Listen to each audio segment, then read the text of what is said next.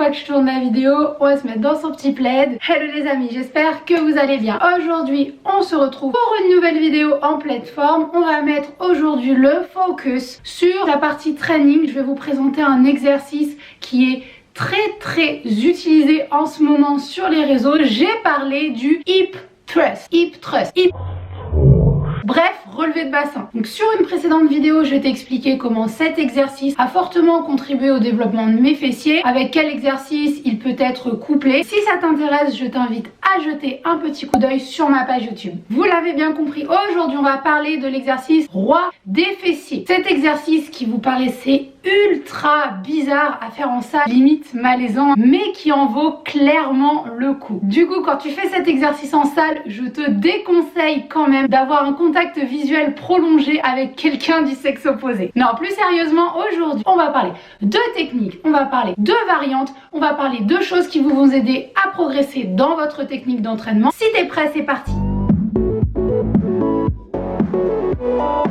Donc, un petit point biomécanique. Le hip thrust, c'est au final un exercice d'extension de hanche avec les jambes pliées. Pic de contraction maximale lors de cet exercice va être quand tes fessiers sont en position de raccourcissement. Ce qui fait du coup du hip thrust un exercice primordial pour développer la puissance et l'hypertrophie de ton grand fessier. Seulement, vous auriez tort de croire que le hip thrust ne fait intervenir que les fessiers. En réalité, il fait intervenir aussi vos ischio-jambiers, vos adducteurs, votre dos et vos quadriceps. L'activation de chaque muscle varie quand même pas mal d'une personne à une autre. C'est pour cette raison que je te conseille de tester différentes variantes dont je vais te parler un petit peu plus tard dans la vidéo pour trouver celle qui te convienne le mieux. Ouh, ça me défonce les yeux avec les lentilles. Ok, niveau technique, je pense que le hip thrust, c'est l'exercice que vous pouvez faire partout. 1, tu vas commencer par te placer contre un banc et plus précisément le bas de tes omoplates sur le banc. 2, tu vas commencer à écarter tes pieds largeur d'épaule. Il faut savoir que comme on a tous une morphologie différente, certains seront un petit peu plus à l'aise avec un écartement plus large et certains seront plus à l'aise avec un écartement plus serré. 3. Pour produire le mouvement, ensuite tu vas contracter tes abdos, tu vas pousser très fort sur tes talons en levant tes hanches. 4. En haut, ton corps doit rester aligné, tes tibias à la verticale. 5. Tu squeezes à mort tes fessiers en haut. Et 6. Tu redescends tes hanches vers le sol de manière contrôlée.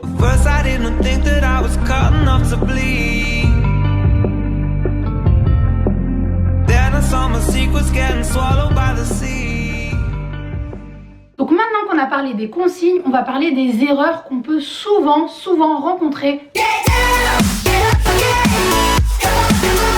Erreur number 1, ce qui peut du coup faire du hip thrust un véritable calvaire pour ton dos. Redescendre en étant cambré à mort. D'une, cela ne fera pas forcément plus travailler tes fessiers, mais de 2, dans cette position, tu ne pourras pas favoriser la contraction de tes abdominaux. Du coup, vu que tes fessiers ne seront pas assez forts pour maintenir le poids de la barre, et tu vas avoir tendance à compenser avec le bas du dos. En revanche, si tu fais attention à bien garder le bassin neutre, alors déjà tes hanches seront un petit peu plus stables, tu pourras un petit peu plus engager tes abdos et faire aussi bosser plus efficacement tes fessiers. Deuxième erreur. Quand je vois des nanas qui mettent genre 150, 200 kg au hip thrust et genre qui font un quart de répétition, ça me fait trop flipper. En fait, le but sur le hip thrust, c'est de pouvoir contracter tes fessiers en remontant tout en haut. Du coup, si la charge est un petit peu trop lourde, l'exercice sera beaucoup moins efficace. Et même si cela t'arrive de ne pas sentir trop les fessiers, même avec des poids légers, il faut que tu pratiques régulièrement et il faut que tu arrives à développer cette fameuse connexion esprit-muscle pour pouvoir bien engager tes fessiers et pouvoir les contracter très fortement à chaque répétition. Pareil pour ce qui est de la descente. Plus vous allez vers le sol avec vos hanches, plus vous rajoutez de l'amplitude et plus du coup l'exercice sera efficace pour vous. Troisième erreur, une des plus courantes, c'est la nuque qui ne suit pas le dos quand vous descendez ou quand vous remontez. Fais pas comme si tu regardais les mouches au plafond. En gros, ce point, ça peut être problématique pour certains parce que ça peut leur créer des crampes, des douleurs au niveau des cervicales, donc à éviter. Ok, maintenant qu'on a passé les différentes erreurs, on va enfin s'attaquer les différentes variantes pour vous permettre de progresser, pour vous permettre de diversifier vos séances. Let's go! Première variante que vous ne connaissez peut-être pas mais qui peut être super efficace pour certains, c'est déjà la position du dos sur le banc. Il existe deux variantes et ces variantes du coup peuvent directement impacter sur votre ressenti lors de cet exercice. Donc on a vu précédemment lors de la version classique qu'on se plaçait au niveau du bas des omoplates sur le banc. Cependant, il existe une autre variante qui s'appelle la version américaine où là, vous allez placer votre dos un petit peu plus bas. Avec cette variante, certains se sentiront peut-être un petit peu plus à l'aise, certains penseront que c'est plus facile de soulever des poids un petit peu plus lourds. Sur cette variante américaine, l'inclinaison du bassin est un petit peu plus importante, ce qui va du coup apparemment bosser un petit peu mieux tes fessiers mais peut aussi mettre un petit peu plus de tension au niveau de ton bas du dos. Le but c'est d'avoir le maximum de ressenti et de progression sur cet exercice tout en évitant de se blesser. Deuxième variante, une variante qui est encore peu utilisée, qui peut vous surprendre, c'est de faire le hip thrust pied contre pied. En gros, le fait de mettre vos pieds l'un contre l'autre avec une ouverture de hanche un petit peu plus grande,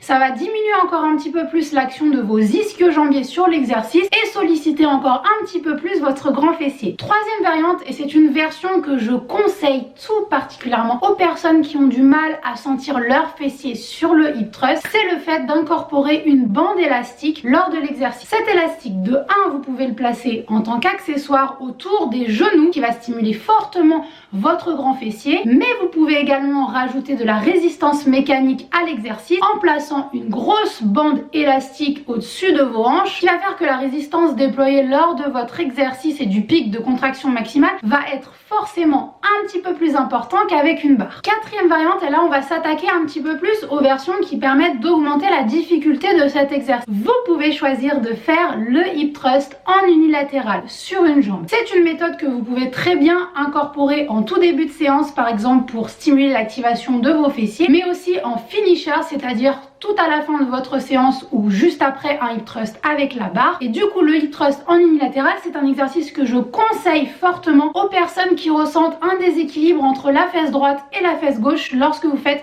du hip thrust classique. Cinquième variante, pour rajouter un petit peu plus de difficulté, ça va être de faire le hip thrust avec les pieds surélevés. En gros, vous pouvez choisir de placer vos pieds sur une surface stable comme un banc, un step, ou sur une surface instable comme un TRX, un Swiss ball, ce qui va du coup vous obliger à recruter en plus vos fessiers comme muscles stabilisateurs lors du mouvement. Et enfin, sixième variante, c'est de varier vos tempos d'exécution lors de votre hip thrust. En gros, vous pouvez choisir de travailler avec une dominante un petit peu plus isométrique, rester bloqué 3-4 secondes en haut entre chaque répétition, accentuer un petit peu plus la phase excentrique, c'est-à-dire retenir la descente sur quelques secondes puis remonter de manière explosive, puis choisir d'accentuer la phase concentrique, c'est-à-dire produire son effort maximal sur quelques secondes afin de bien sentir la contraction au niveau des fessiers. Vous pouvez choisir de travailler très lentement ou choisir de travailler avec des efforts dynamiques pour développer l'explosivité de vos fessiers. Voilà, j'espère que je vous ai convaincu. En tout cas, c'est un exercice que je fais à raison de 1 à 2 fois par semaine. Ça reste un de mes exercices favoris